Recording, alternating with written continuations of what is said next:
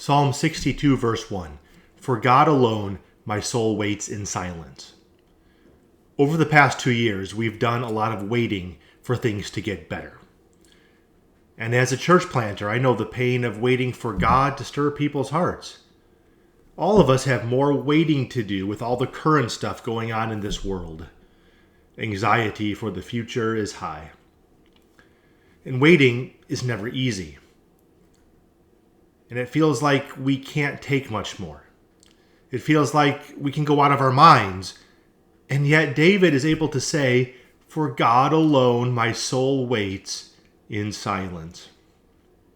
Let's briefly dig into this verse because there's a lot of hope and comfort for us who wait for things to get better. For God alone.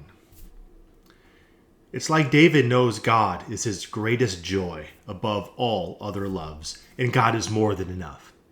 When we are full of anxiety, our soul tells us we need to have this, or something must happen for me to be at rest. So when David said he waits for God alone, he's saying the only thing he needs to survive is God and his all-powerful fatherly care, and everything else is expendable. My soul waits. What does waiting for God mean?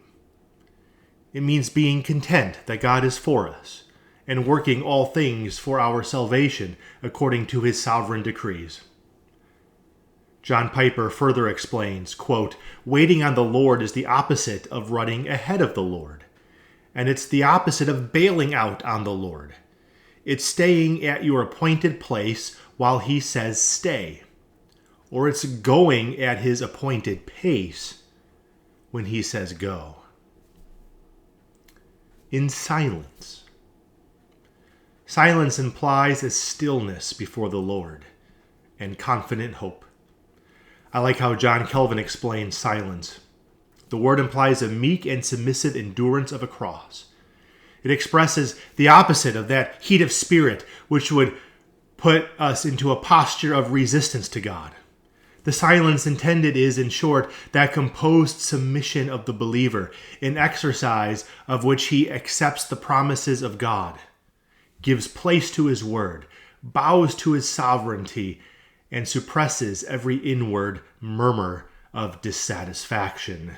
End quote. If David could wait in silence for God, how much more can we because of Jesus?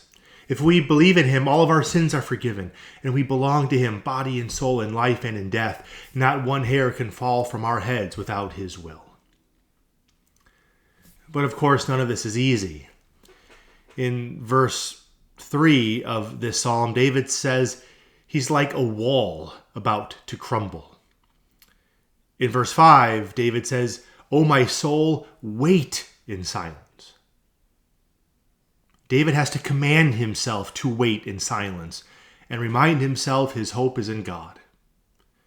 And then in verse 8, we're called to pour out our hearts before him. So this is a battle. These trying times we face in this world, though, are opportunities to wait for God. We are not just waiting for the world to get better, we are waiting for God. What comfort we can experience when we are brought to a place where we say, "For God alone, my soul waits in silence."